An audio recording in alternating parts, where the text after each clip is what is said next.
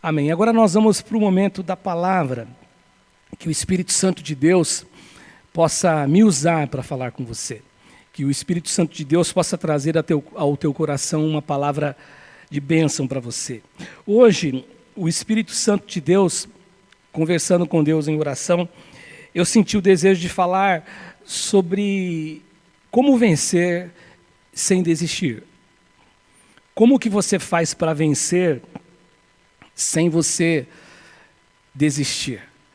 Como vencer sendo indesistível? Essa palavra indesistível, ela não existe.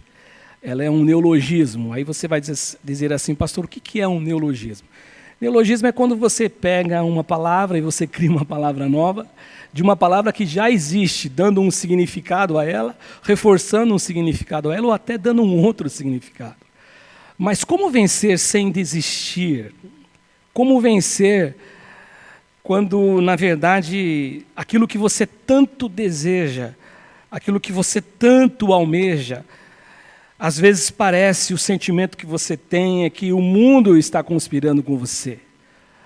A sociedade está conspirando com você. Como alcançar este sonho tão desejado? Como alcançar e atingir este alvo que você tem no coração como vontade de chegar, alcançar e tocar sem desistir?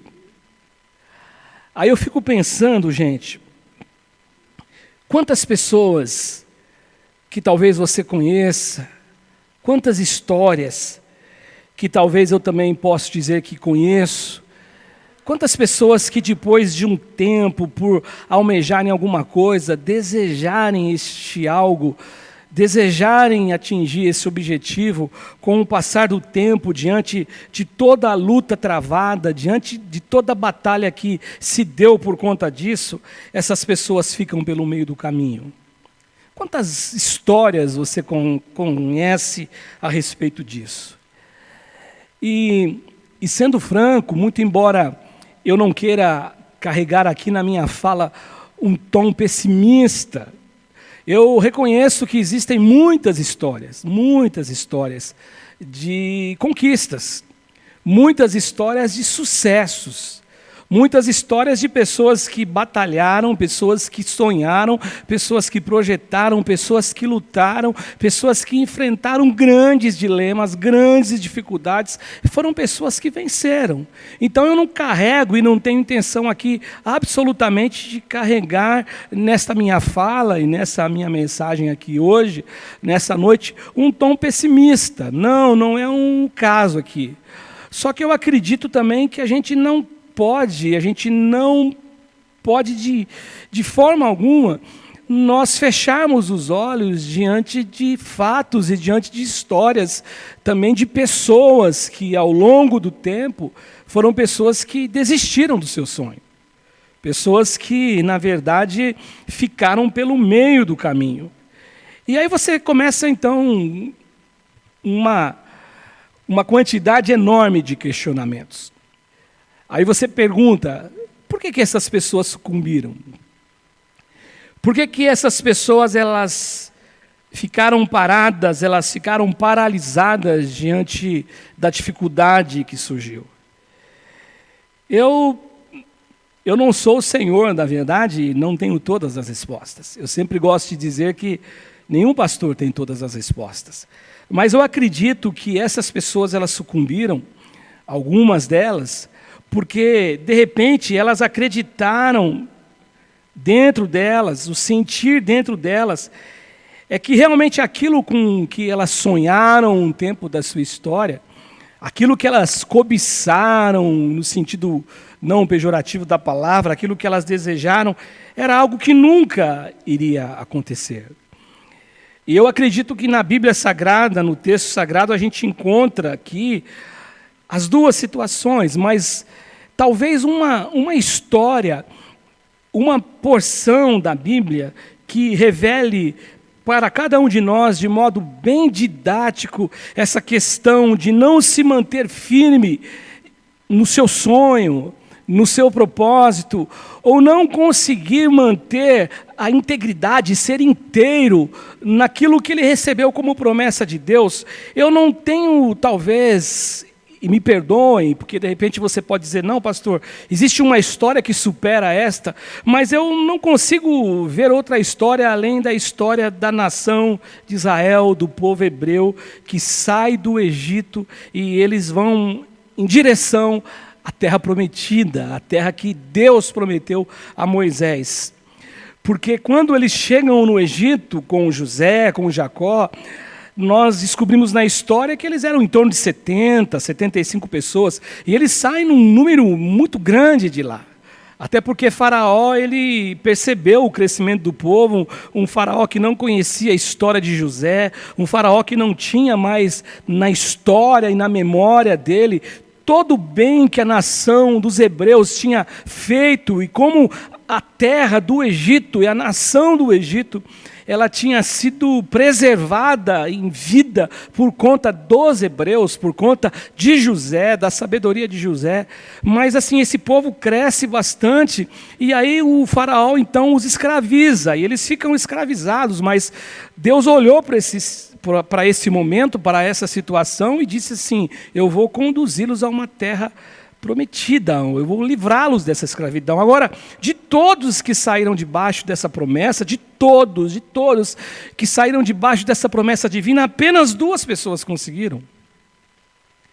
Nem o próprio Moisés, que era o libertador de Israel, ele não conseguiu entrar na terra prometida. Logicamente que Moisés, por uma outra situação, mas nem o próprio Moisés conseguiu, apenas 2 pessoas. Elas venceram todos os obstáculos. E olhem, gente, observem que foram muitos obstáculos. Os obstáculos que este povo hebreu teve que enfrentar por todo aquele tempo de peregrinação no deserto, foram muitos obstáculos. Todo aquele período que eles passaram ali em rumo à terra prometida, na verdade o que acontece ali, que além das dificuldades, além das provações, existia da parte de Deus orientações, e poucos, apenas 2, foram capazes de levar isso até o final. Obedecer a Deus, caminhar com Deus, ouvir Deus, e também acreditarem acima de toda aquelas circunstâncias opostas e contrárias. Agora, alguém pode perguntar, isso não é fácil, ou isso é fácil, pastor? Logicamente que não. Vencer sem desistir é fácil? Não. Se fosse fácil, nós não encontraríamos pessoas que se deixaram levar pelo desânimo, se deixaram vencer pelas lutas, se deixaram vencer pelas provações. Se fosse fácil, ninguém desistia. Eu trago agora na minha memória uma mensagem que eu ouvi de um pastor, eu não me lembro exatamente qual pastor que falou isso, mas que ele dizia assim em sua mensagem.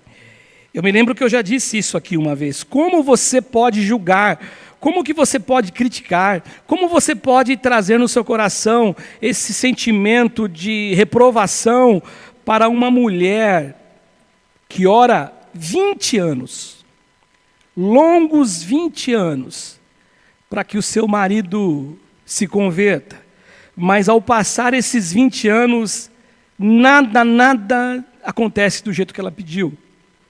Nada acontece da forma que ela sonhou, ou seja, o marido continua, na verdade distante de Deus, o marido continua sem nenhuma vontade, sem nenhuma aptidão, sem nenhum gesto para seguir o Evangelho e aceitar Jesus.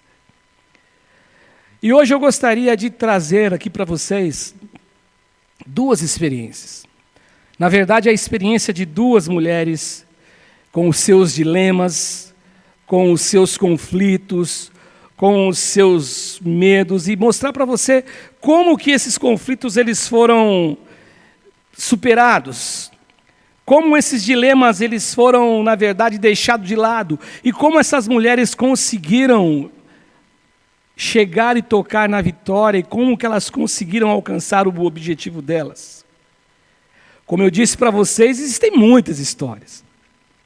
Mas hoje é sobre essas mulheres que eu quero falar. Mulheres que, como eu e você, sendo humanas, sentem alegria. Mulheres que sentiam tristeza, mulheres que sentiam uma energia, uma capacidade de crer e dizer, hoje eu vou alcançar isso, mas ao mesmo tempo sentia e eram tomados por um desânimo, com certeza.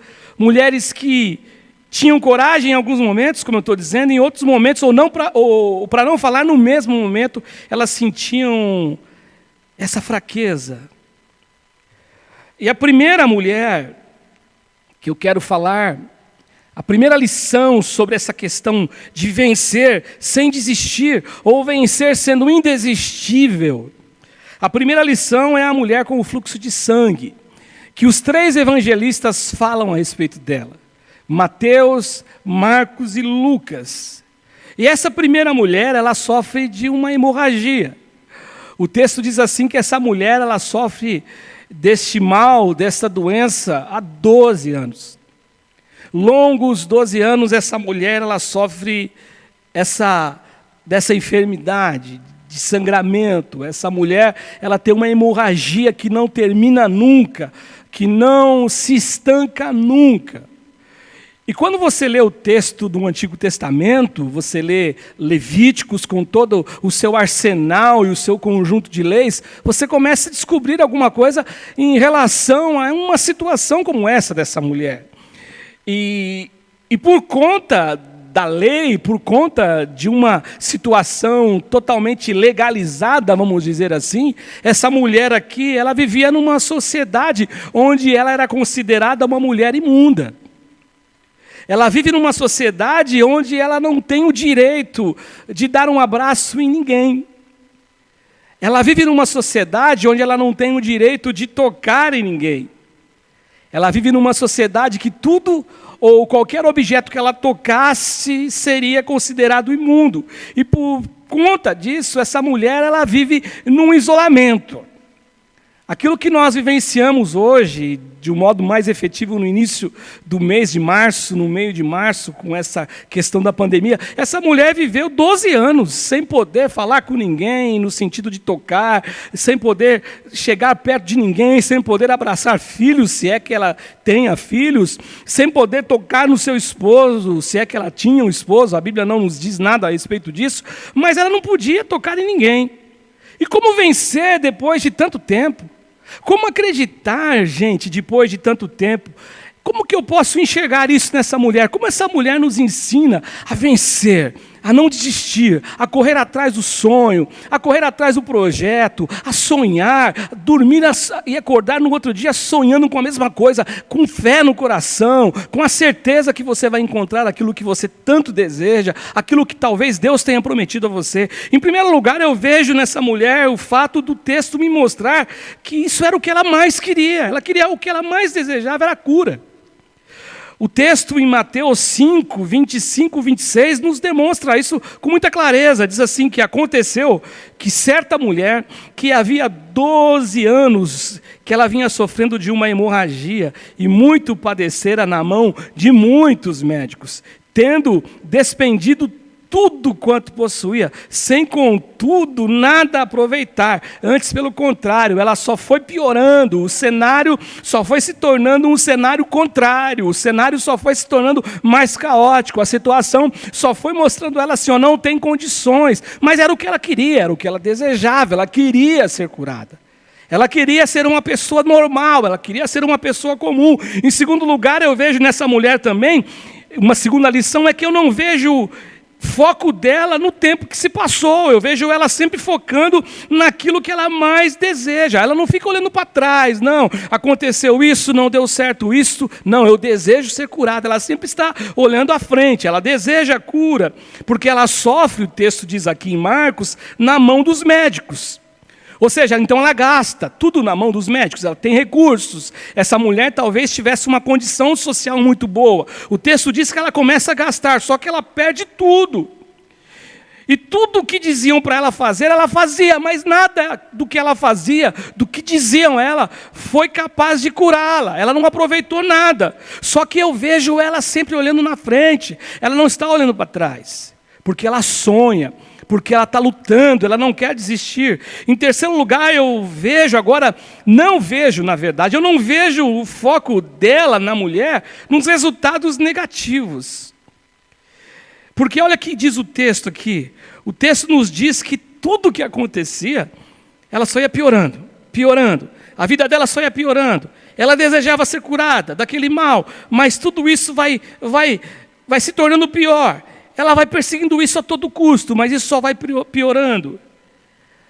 Só que agora, já que a gente começou aqui falando de 3 coisas que ela não via. Primeiro, eu vejo nela o desejo, era o que ela mais queria. Segundo, eu não vejo nela o foco no tempo passado. Não, é sempre no presente, olhando para frente. Eu quero ser curado. Eu não vejo ela olhando para o resultado negativo. Mas agora eu vejo nessa mulher a luz da fé crescer dentro do coração dela. Isso porque no verso 27 e no verso 28, aqui nos é descrito que essa mulher, ela ouve falar da fama de Jesus. Provavelmente essa mulher fosse de Cafarnaum, onde Jesus realizou tantos milagres em Cafarnaum, onde ele fez tantas coisas, onde ele curou a esposa, a mulher de Pedro, e ali então, a sogra de Pedro, perdão, e aí começa todo um arsenal de curas, muitas coisas, e essa mulher então, ela ouve da fama de Jesus, ela ouve a despeito da realidade dela, se ela só tocar em Jesus, ela tem algo fixo. Esse Jesus que cura tanta gente, esse Jesus que cura paralítico, esse Jesus que dá visão aos cegos, esse Jesus que ele não para, ele não tem passividade, ele sempre está em atividade, curando, fazendo coisas grandiosas. Esse Jesus, se eu tocar nele, eu posso ser salvo, eu posso ser curada. E o texto diz assim no verso 27 e verso 28. Tendo ouvido da fama de Jesus, ela vindo por trás dele, por entre a multidão, ela tocou-lhe a veste, porque dizia: se eu apenas lhe tocar as vestes, eu serei curada. Eu vejo aqui em quinto lugar nela a fé, para dar um ressignificado naquilo que era estabelecido e naquilo que estava consolidado na lei. Eu vejo nessa mulher uma fé maravilhosa para dar esse novo significado, um ressignificado. Por quê? Porque a lei fala, tudo que ela tocar, ela é imundo, vai ficar imundo. Quem a abraçar vai ser imundo, teria que cumprir um ritual de purificação. Só que essa mulher, ela fala o seguinte: se eu tocar em Jesus, ela pensa o seguinte: ao invés do meu toque em Jesus ser um toque que eu leve para Jesus, que eu entregue a Jesus este mal e faça dele imundo, não. Pelo contrário, se eu apenas tocar em Jesus, na verdade eu vou receber de Jesus a cura.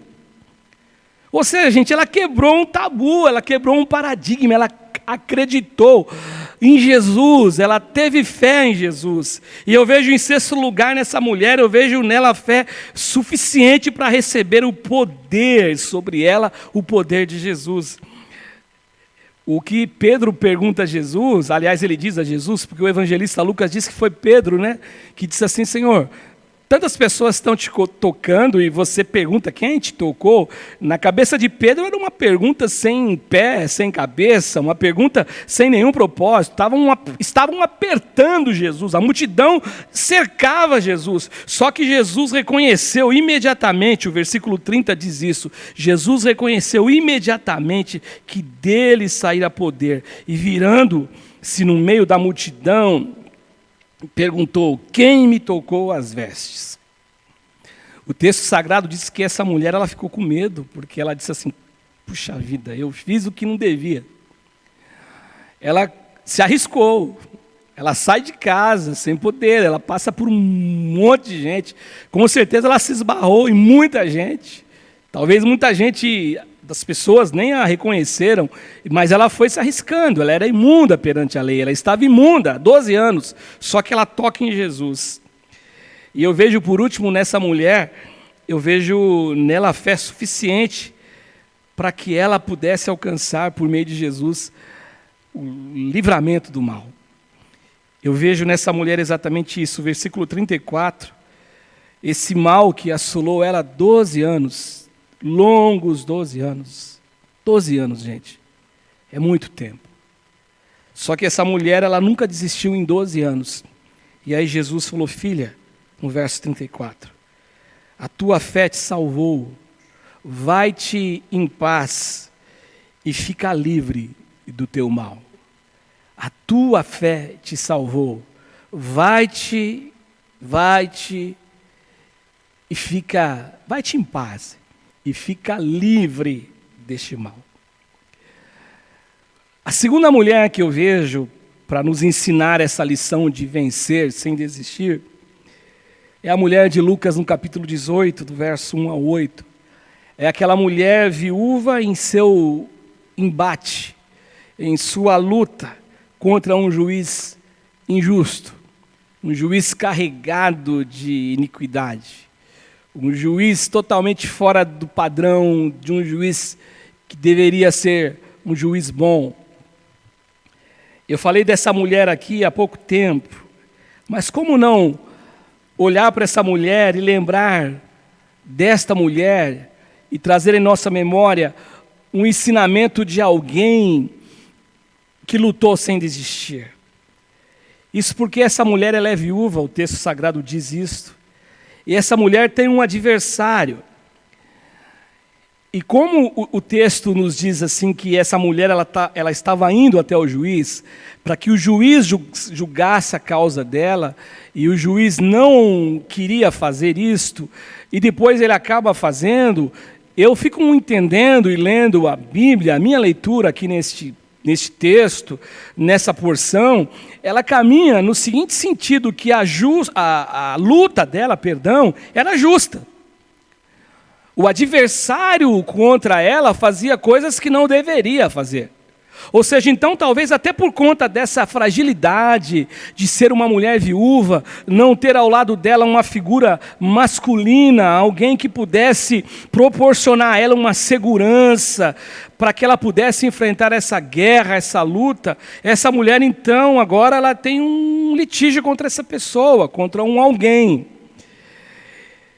E como diziam as pessoas antigas, né, para ajudar, só que na verdade esse ajudar ele não é positivo, para piorar a situação dessa mulher, quando Jesus ele narra a parábola, ele diz assim que ela vive nessa mesma cidade do juiz. Esse juiz totalmente iníquo, esse juiz totalmente injusto, esse juiz totalmente fora dos padrões de um juiz correto. Eu não digo nem fora dos padrões da sociedade, porque você vai encontrar coisas desse sentido.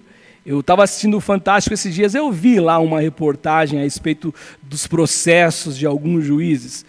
Mas agora pensando aqui, biblicamente falando, essa mulher aqui, ela está na mão desse cara aqui. Ela faz parte da mesma cidade, ela habita a mesma cidade, onde o juiz que julga todos os processos dessa cidade, ele é alguém totalmente desqualificado em relação, em primeiro lugar, a Deus. Jesus disse que ele fala assim: eu não temo a Deus, ele não tem nenhum temor a Deus. E em segundo lugar, ele não respeita o seu próximo. E aqui, gente, eu fico lembrando daquela palavra que existe no Novo Testamento, eu não me lembro agora se foi Pedro quem disse, ou se foi João, quando ele fala assim, eu acredito que foi João, mas eu não tenho certeza, para ser honesto com os irmãos, agora me falha a memória, quando diz assim, que se eu não amo ao meu irmão que eu vejo, como que eu vou amar a Deus? E esse princípio aqui desse texto, ele vai na mesma direção, talvez usando aqui traçando um paralelo. Se eu não temo as pessoas aqui, eu não vou temer a Deus, porque diz que ele não temia a Deus e não respeitava o próximo. E aí o escritor, que eu acredito ser João, que eu não estou dizendo, ele diz assim, eu posso dizer que eu amo a Deus quando eu amo o meu próximo. Eu posso respeitar a Deus quando eu aprendo a respeitar as pessoas na sociedade. E esse cara, então, ele não respeita ninguém. Aí a pergunta, como vencer uma situação assim sem desistir? Como lidar com isso sem desistir? Porque nós temos dentro de nós, gente, uma voz. A voz que nós temos dentro de nós, ela é a nossa consciência. E a nossa consciência, ora ela nos defende, a nossa consciência, ora ela nos condena, a nossa consciência, ora diz assim, olha, vamos fazer isso. Aí ela fala assim, você pensa, vou fazer isso, a consciência fala, oh, acho melhor não fazer. Até esses dias eu estava ouvindo uma palavra do pastor Ed René, que ele dizia assim que, qual é você? Né? Ele ouviu de um outro escritor, qual é você? O verdadeiro eu. Quando você diz assim, olha, hoje eu vou comer algo bem gostoso, aí a sua consciência fala, ó, se você comer, você vai engordar. Qual dos dois é você? A consciência que está dizendo para você não comer, ou você, o seu eu verdadeiro é o que está dizendo que vai comer? Nós temos uma consciência, e a nossa consciência, às vezes ela diz assim, vai dar, às vezes ela diz assim, não vai dar. A prova disso, eu me lembro, isso me faz rememorar o Salmo 42. O Salmo 42, versículo 5, ele diz assim, por que está abatida, ó minha alma? Por que te perturbas dentro de mim? Olha a voz da consciência do salmista. Por que você está abatida? Por que você está, alma, tão angustiada? Por que você está pensando em desistir? Por que você está pensando que não dará certo essa situação? E aí ele fala para ele assim, alma, né? A consciência, espera em Deus, pois ainda eu louvarei. Eu não tenho dúvida que em função da postura do juiz, o que está escrito em 18:4, essa mulher, às vezes, ela se desanimou, porque o texto diz exatamente isso, porque por algum tempo ele não quis ouvir essa mulher. Imagina essa mulher indo todos os dias. Eu tenho a memória de uma coisa que aconteceu comigo. Uma vez eu estava com a minha esposa, os nossos filhos eles eram pequenos, ali para quem conhece São Bernardo do Campo, o bairro do Baeta Neves, eu estava subindo a rua do Campo do Baetão, aquele morrão, e estava chovendo, e veio uma caminhonete, desceu, e ele perdeu o controle e bateu no meu carro, e o cara provavelmente não, depois eu descobri que ele tinha muito dinheiro, né? E ele bateu no meu carro e amassou todo o meu carro, disse que ia me pagar e não pagou nada. No final não pagou, e eu tinha alguns amigos da empresa que falavam assim, olha, pega o endereço dele, descobre o endereço dele e risca o carro dele inteiro, falava para mim. Falava, deixa isso para lá, já foi. E quando eu arrumei meu carro, passou um tempo, teve um outro cara que bateu em mim. Aí é aquele negócio, né? Quanto mais você reza, mais assombração aparece. E por que eu estou contando isso? Porque eu me lembro que aí eu falei, não é possível, eu já tive prejuízo, eu não vou ter prejuízo. E esse cara estava bêbado. E ele saiu na Faria Lima, eu saí atrás dele, seguindo sem que ele percebesse, até que ele entrou numa empresa, no Nova Petrópolis. Ali próximo, o apartamento ali onde mora o nosso antigo presidente da República, o Lula. E eu marquei bem o lugar e na segunda-feira eu falei com o meu superior e ele falou, não, vai lá. E eu fui, e o cara falou, como que você pode ter certeza que foi a minha perua? Eu falei, foi, eu tenho a placa. E aí ele estava bêbado, e o cara falou, tá bom, eu vou te pagar. Meus irmãos, esse cara me deu uma canseira. Passaram-se 2 meses. Só que ainda bem que esse meu superior era um cara muito legal, que ele falou, não, cara, eu te libero, vai lá todos os dias. Eu tive que ir todos os dias, até que ele se cansou de mim e ele acabou pagando o prejuízo. Essa mulher aqui, ela vivenciou uma situação parecida. Todos os dias, esse juiz não queria ouvir essa mulher. Eu penso que algumas pessoas dissessem para ela assim, larga isso de lado, aí larga a mão disso. Ele não vai te ouvir, ele não vai te atender. E por ser um ser humano como ela, quantas vezes a gente não pensa em desistir na dificuldade? Ela pode ter pensado. Ela pode ter pensado assim, eu não tenho marido, eu não tenho recurso, eu não tenho como, esse juiz realmente ele não foi com a minha cara, ele não gosta de ninguém, eu vou desistir. Quantas vezes a gente pensa em desistir? Você que está me assistindo aqui hoje, você que um dia vai estar me assistindo, não sei quando e onde vai chegar essa palavra que a gente está pregando, será que nunca você pensou assim? Será que nunca nós pensamos assim, eu vou desistir? Eu estou cansado, eu estou esgotado, eu estou entregue, eu não aguento mais, não vai, aquilo que eu desejo não vai acontecer. Mas por outro lado, gente, eu, como ser humano, como essa mulher, eu entendo que guerras, lutas, elas fazem parte da nossa realidade de vida. Guerras e lutas, elas fazem parte do existir da vida humana. Só que guerras e lutas, elas existem também, sob uma condição, para que eu e você, nós possamos, com fé em Jesus, vencer a guerra e vencer a luta, em nome de Jesus. Guerras sempre existirão. O que vai depender é a postura e a maneira como você encara as tuas guerras. A parábola que Jesus está falando aqui, de Lucas 18, é uma parábola a respeito de oração, né? Jesus está falando de oração, ele está falando sobre o dever de orar, orar e nunca desistir. Ele não está falando da luta do dia a dia, mas ele está falando da oração. E nessa oração você pode incorporar um processo de luta, de dificuldade, e aí isso vale também para aquilo que eu estou ensinando hoje. Ele pode estar falando de outros assuntos, mas no final, no verso 8, quando Jesus termina a parábola, Jesus diz assim: contudo, a parte B do texto, quando vier o Filho do Homem, ele achará porventura fé na terra? É uma pergunta que Jesus faz.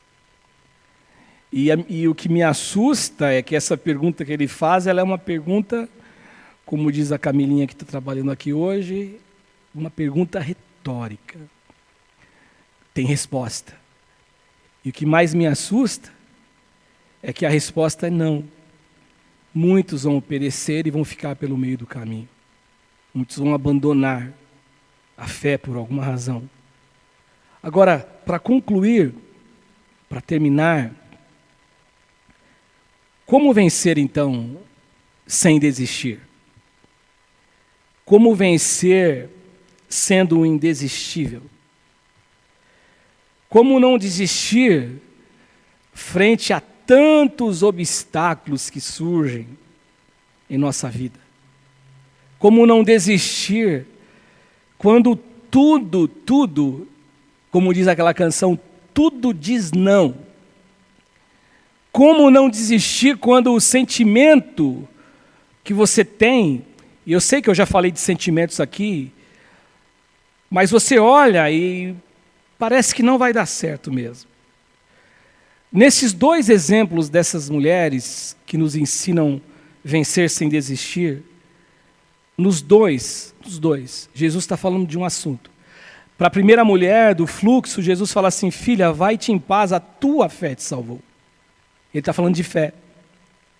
Neste outro exemplo de Lucas 18, Jesus, ele faz um questionamento. Ele na verdade, ele está ensinando e está demonstrando para mim e para você o valor da fé desta mulher.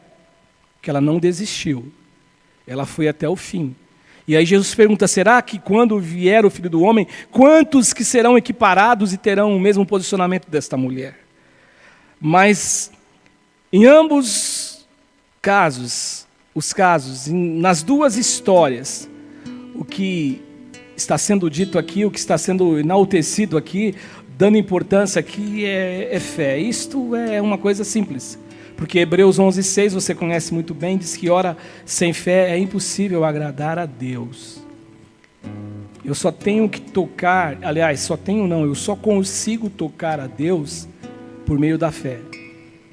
É a contrapartida humana na relação com Deus. Ninguém se aproxima de Deus sem fé. E eu me lembro do episódio que eu falei no início da nação hebreia, dos hebreus. E eu me lembro lá no texto de 14, 15 do Êxodo, quando Moisés, na frente do mar, olhando o mar ali de frente, atrás dele vindo o faraó, com toda a fúria, com todo o arrependimento por ter deixado o povo ir embora. E aí num instante que ele olha para o lado e não vê situação, As pessoas murmurando, dizendo assim: você trouxe a gente, tirou a gente lá do Egito para morrer no mar, é isso que você vai fazer? Você não sabe fazer outra coisa além disto? Só que aí quando Moisés ele se vê no aperto, ele vai até Deus. E o que me chama a atenção é o que o Senhor Deus disse para Moisés. Olha, exige-se fé para fazer o que eles fizeram. Mas me chama a atenção, gente, porque Deus diz assim para Moisés: por que você está clamando a mim, Moisés? Era como se Deus dissesse assim para Moisés: Moisés, eu não prometi que eu vou colocar vocês em Canaã? Você acha que o mar pode segurar Deus, meus irmãos? Você acha que um rio Jordão pode segurar Deus? Você acha que alguma coisa pode impedir aquilo que Deus falou que vai fazer? Você acha que alguma coisa pode impedir aquilo que Deus falou que fará na tua vida? Nada, nada, ninguém pode parar Deus. Deus é Deus, Ele é Deus poderoso, Ele é Deus onipotente. E aí Ele fala para Moisés: Moisés, por que você clama a mim? Por que você clamas? Por que clamas, melhor dizendo, né? Você clama porque clamas. Por que clamas a mim? Aí ele fala assim: diga ao povo que marche. Olha, é marchar, gente. É olhar para frente. É não desistir daquilo que Deus prometeu a você. O Deus que sabia qual era o desejo da mulher, do fluxo de sangue que impulsionou essa mulher a tocar em Jesus, o Deus que sabe, que conhecia o desejo dela, é o Deus que sabe o teu desejo, é o Deus que sabe o meu desejo, é o Deus que sabe o nosso sonho, é o Deus que sabe das lutas, das batalhas, das adversidades, das vezes que a gente chora, das angústias que nos acomete, mas Ele sabe que você pode, desde que você exerça a fé. A grande verdade, a grande coisa a ser dita aqui é que creia como essa mulher acreditou, como a mulher da cidade do juiz, sem nenhuma moral, acreditou. Creia que Deus vai falar para você o mesmo que Ele falou para essa mulher. Fique livre desse mal. Fique livre de tudo isso que angustia você. Fique livre de tudo isso que atrapalha você. E creia no Deus Todo-Poderoso, que quando Ele promete, Ele cumpre. Amém, gente? Que Deus te abençoe. Que Deus nos abençoe. Não só hoje, mas em todo o tempo.